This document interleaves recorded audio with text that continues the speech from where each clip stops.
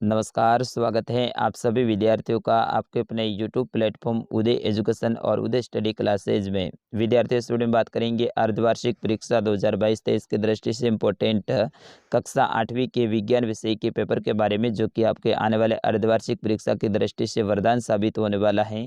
और आप मान के चलिए ये पेपर आपका बिल्कुल रियल पेपर रहने वाला है, क्योंकि ऐसा कैसा पेपर है आपके एग्जाम में सीधा ही पूछा जाएगा और ऐसे ही प्रश्न आपके एग्जाम में आने वाले हैं। तो आप सभी विद्यार्थियों से निवेदन रहेगा, वीडियो को अंत तक देखिएगा, वीडियो को लाइक कर दीजिएगा। आपका अपना चैनल, अभी तक आपने चैनल को सब्सक्राइब नहीं किया तो चैनल को सब्सक्राइब जरूर कर लीजिएगा, क्योंकि आपके एग्जाम तक सारे विषय के पेपर यहाँ पे अपलोड किए जाएंगे और आपको अच्छे से अच्छी तैयारी करवाई जाएगी। सबसे पहले आपको समय है वो 2.5 घंटे का मिलेगा और पूर्णांक है वो आपके 50 अंक का रहने वाला है। और इस पेपर को तैयार करने में जो हमारे विज्ञान के सर हैं, श्याम जी सर, उनका स्पेशल योगदान रहा है, तो उनको भी मैं धन्यवाद करना चाहूँगा, क्योंकि उन्होंने इस पेपर को तैयार किया है और बिल्कुल बड़ी मेहनत के साथ में इस पेपर को तैयार किया है, ताकि आप जैसे हज़ारों लाखों विद्यार्थियों का फ़ायदा हो सके और आप जैसे लाखों हज़ारों विद्यार्थी हैं वो इस पेपर को देख पाएँ। तो इसके लिए आपको इस पेपर को अंत तक देखना पड़ेगा। अगर ये पेपर आपको डाउनलोड करना है तो भी मैं वीडियो के बीच में कहीं पे भी या फिर वीडियो के एंड में भी आपको बता सकता हूँ कि पेपर कहाँ पे मिलेगा। बिल्कुल ऐसी की ऐसी पीडीएफ ये पूरा का पूरा पेपर आपको मिलने वाला है, लेकिन इसके लिए आपको वीडियो को अंत तक देखना पड़ेगा। चलिए पहले प्रश्न की ओर बढ़ेंगे। विद्यार्थियों, अभी तक आपने उदय एजुकेशन और उदय स्टडी को सब्सक्राइब नहीं किया तो चैनल को सब्सक्राइब जरूर कर लेना है, क्योंकि आपके एग्जाम तक सारे विषय के पेपर यहाँ पे अपलोड किए जाएंगे। चलिए पहला प्रश्न, सही उत्तर का चयन करें। यानी इसके अंतर्गत आपको क्या करना है, बहुवैकल्पिक आगे कुछ प्रश्न आने वाले हैं जो कि अवसाद के रूप में रहेंगे। कुल 4 प्रश्न रहने वाले हैं और उन चारों प्रश्नों के उत्तर हैं आपको अपनी कॉपी में अवसाद के रूप में लिखने हैं। तो इसमें देखिए पहला क वाला, देखिए मिट्टी में पोषक स्तर को बनाए रखने के लिए क्या मिलाया जाता है, बीज, खाद, कीटनाशी या फिर जल। तो विद्यार्थी इसका सही आंसर हो जाएगा मिट्टी के अंदर पोषक तत्व यानी पोषक स्तर हैं उसको बनाए रखने के लिए खाद मिलाया जाता है। तो इसका ऑप्शन ब रहेगा सही उत्तर। अगला देखिए, संचरण रोगों का सबसे मुख्य कारक है वो क्या है। तो बिल्कुल आपको बताना है संचरण रोगों का मुख्य कारक क्या है, चींटी, मकड़ी, घरेलू मक्खी या फिर मच्छर। तो विद्यार्थियों इसका सही आंसर हो जाएगा आपका ऑप्शन नंबर स, घरेलू मक्खी। तो यहाँ पे आप लिखोगे ऑप्शन नंबर स।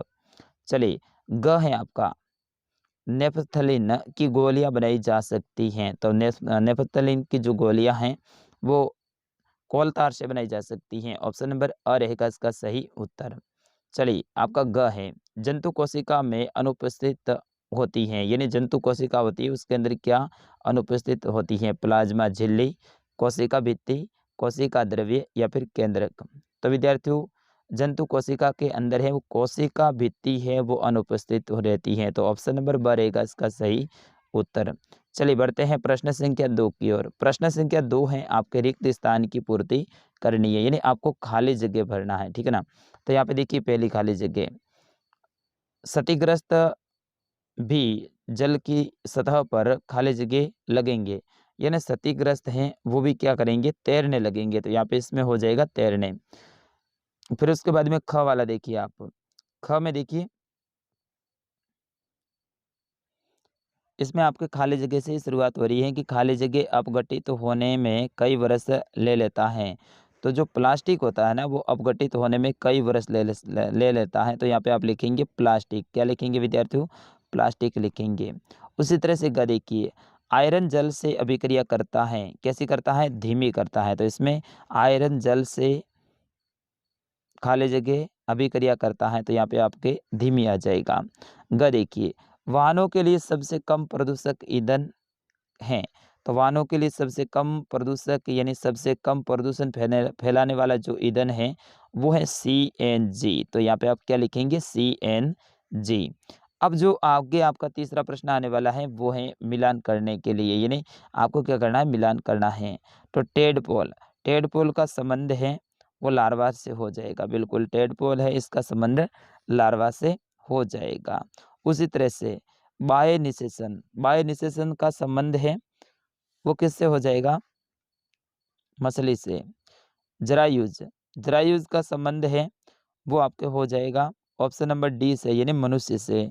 और अंडाणु, अंडाणु का संबंध है वो आपको एकल कोशिका से हो जाएगा। इस तरह से आपको मिलान करना है।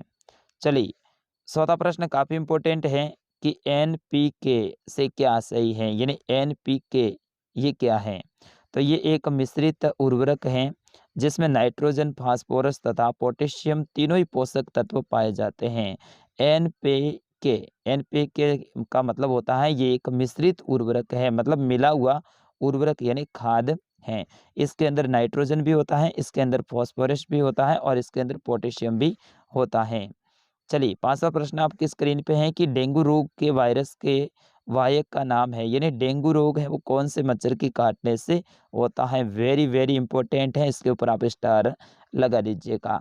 तो विद्यार्थियों, डेंगू रोग है ये मादा एडिस जो मच्छर है, यानी एडिस, यहाँ पे एडिस लिखा हुआ है जबकि ये है एडिस, ठीक है ना। तो मादा मादा एडिस जो मच्छर है उनके काटने से आपका डेंगू रोग होता है। चलिए, छठा है कि थर्मोप्लास्टिक के 2 उदाहरण दीजिए। थर्मोप्लास्टिक के 2 उदाहरण आपको देने हैं, तो एक तो हो जाएगा आपका पॉलीथीन और एक हो जाएगा पीवीसी, ठीक है ना। ये दोनों ही क्या है? थर्मोप्लास्टिक के उदाहरण हैं। सातवां प्रश्न, पोप ध्वनि से क्या आशय है, यानी पोप ध्वनि क्या होती है? तो हाइड्रोजन गैस के जलने पर जो ध्वनि निकलती है, यानी जो ध्वनि निकलती है उसे पोप ध्वनि कहते हैं। हाइड्रोजन के जलने से, किससे? हाइड्रोजन से। विद्यार्थियों ये आप ध्यान रखना, हाइड्रोजन के जलने से जो ध्वनि पैदा होती है ना, उसे ही पोप ध्वनि कहा जाता है। आठवां प्रश्न, परिष्करण से क्या आशय है, यानी परिष्करण किसे कहते हैं? विद्यार्थियों ये सारे के सारे प्रश्न हैं आपके एग्जाम में आने वाले हैं। तो परिष्करण किसे कहते हैं? पेट्रोलियम के विभिन्न जो संगठनों को पृथक करने की जो प्रक्रिया होती है उन्हें परिष्करण कहा जाता है। यानी पेट्रोलियम के अलग अलग जो संगठन होते हैं और उनको पृथक का मतलब होता है अलग, तो अलग करने की जो प्रक्रिया होती है ना विद्यार्थियों, उन्हें कहते हैं परिष्करण। चलिए, नवा प्रश्न आपकी स्क्रीन पे है कि 4 संकटग्रस्त जंतुओं के नाम लिखिए। संकटग्रस्त का मतलब होता है जो विलुप्त होने वाले हैं, यानी संकट की स्थिति में है और आने वाले टाइम में वो खत्म होने वाले हैं। तो सफ़ेद हाथी पहले खूब होते थे लेकिन अब संकटग्रस्त हैं। शेर, जंगली भैंसा और बारहसिंगा जो कि एक हिरण की प्रजाति है, ये जो जंतु हैं ये क्या है? संकटप्रद हैं। 10वां प्रश्न आपकी स्क्रीन पे, रजो निवृत्ति किसे कहते हैं? रजो निवृत्ति किसे कहते हैं? तो ऋतुस्राव के रुक जाने को निवृत्ति कहते हैं।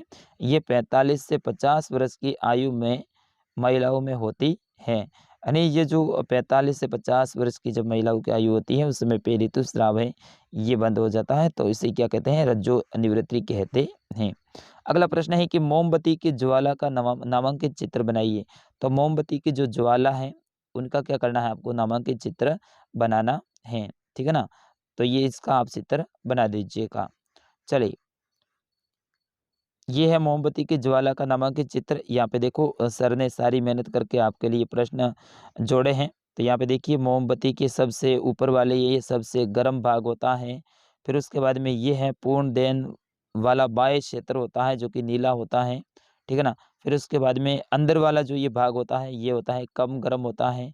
इससे थोड़ा बीच में आप जाओगे तो ये मध्य भाग होता है, आंशिक दहन वाला इसको अपन कह सकते हैं।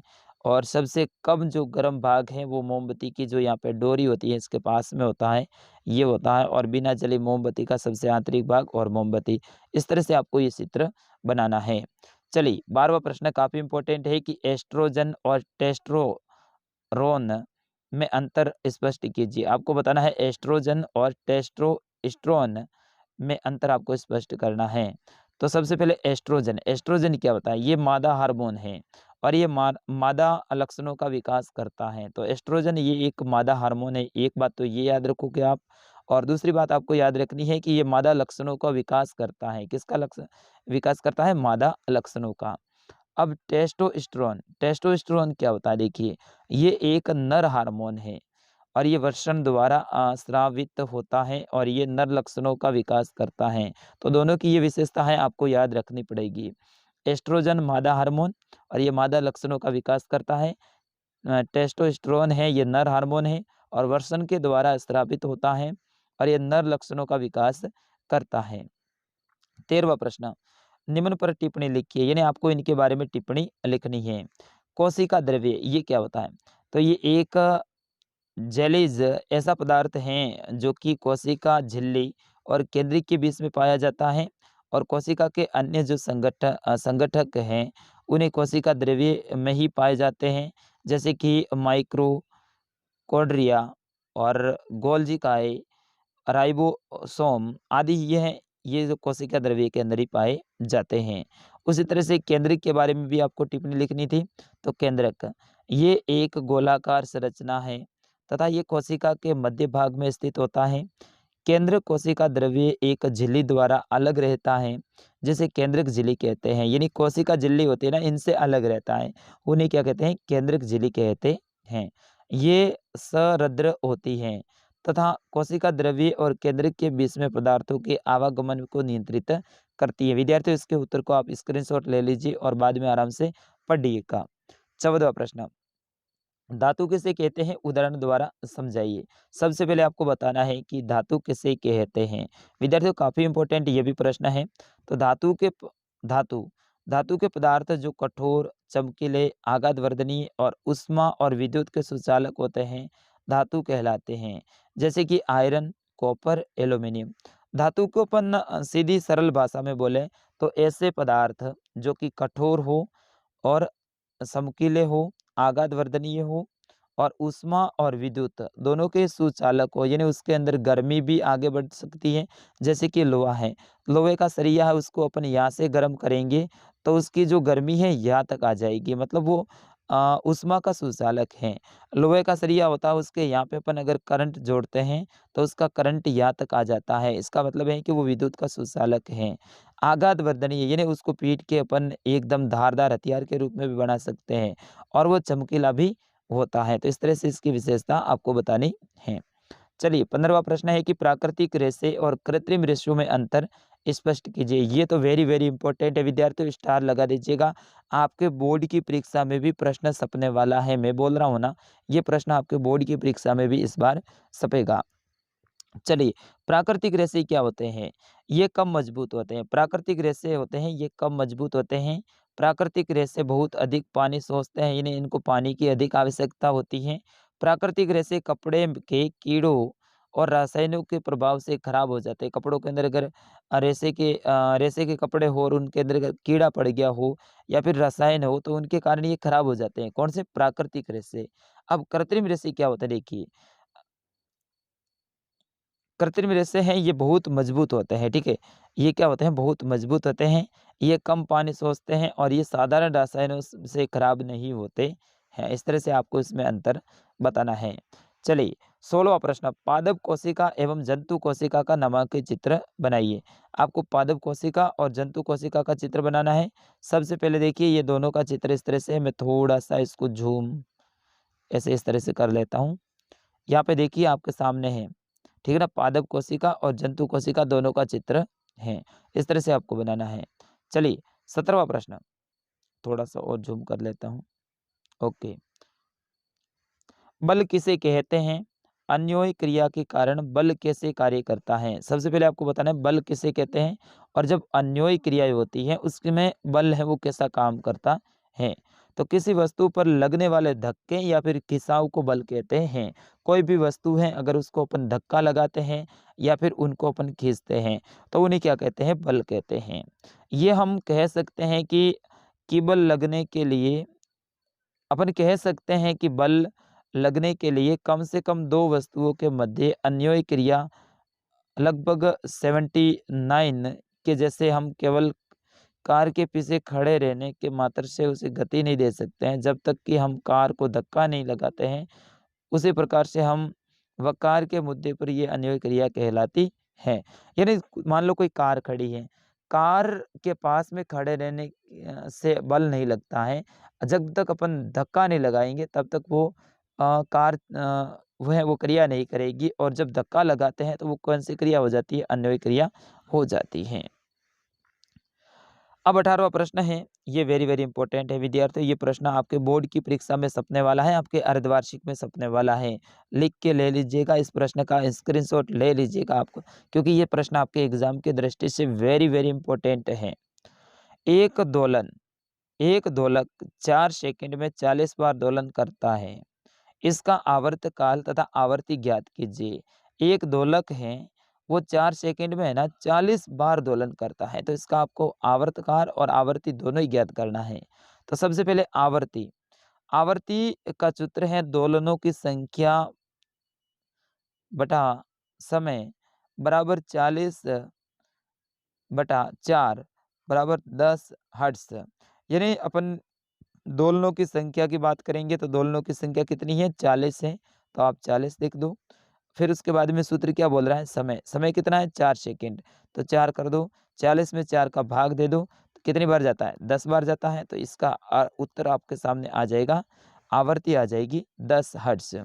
आवर्तकाल, आवर्तकाल का जो सूत्र है 1 बटा आवर्ती, तो 1 आवर्ती कितनी थी? आवर्ती अभी अपन ने निकाली थी 10, तो 1 बटा 10 बराबर 0.10 मतलब 1 सेकंड। ठीक है ना? इस तरह से आप लिख सकते हैं, आपका उत्तर आ जाएगा। चलिए बढ़ते हैं अगले प्रश्न की ओर। ठीक है विद्यार्थियों, तो इतने ही प्रश्न हैं आपके इस पेपर में, यानी 18 प्रश्न हैं जो कि आपके आने वाले एग्जाम की दृष्टि से काफ़ी इंपॉर्टेंट रहने वाले हैं। और आप सभी ने इस पेपर को अंत तक देखा, इसके लिए धन्यवाद। मैं आशा करता हूँ सारे प्रश्नों को आपने याद कर लिया होगा। अगर कोई प्रश्न में याद करने में कोई त्रुटि रही हो तो आप दोबारा से इस वीडियो को पूरा का पूरा देखिएगा और उस प्रश्न को आप याद कर लीजिएगा। मैंने शुरुआत में आपसे वादा किया था कि इस पेपर को मैं आपको दूंगा, तो आपको ये पेपर मिलेगा हमारी वेबसाइट पे। वेबसाइट है udaystudy.com। तो आप यहाँ पे लिखोगे udaystudy.com, ठीक है। उसमें आपको राजस्थान जीके का एक ऑप्शन मिलेगा या फिर लेटेस्ट पोस्ट का मिलेगा, उसके ऊपर क्लिक करना है और उसके अंदर कक्षा 8 विज्ञान पीडीएफ ऐसा लिखा हुआ आएगा, पीडीएफ डाउनलोड, तो उसके ऊपर आप क्लिक कर देना और वहाँ पे एक डाउनलोड का ऑप्शन आएगा। इस तरह से ब्लैक पट्टी होगी, उसके अंदर डाउनलोड नाम आएगा, उसके ऊपर क्लिक कर देना, सीधा ही पेपर आपके मोबाइल में डाउनलोड हो जाएगा ये पूरा का पूरा। अगर ऐसा आप नहीं कर सकते हैं तो इसी वीडियो के डिस्क्रिप्शन में, डिस्क्रिप्शन कहाँ होता है देखिए, वीडियो का यहाँ पे नाम दे रखा है ना मैंने, कक्षा 8 विज्ञान विषय पेपर वगैरह ये पूरा पूरा, इसके ऊपर यहाँ पे आप क्लिक कीजिए तो यहाँ पे नीचे बहुत बड़ा विवरण खुल जाएगा।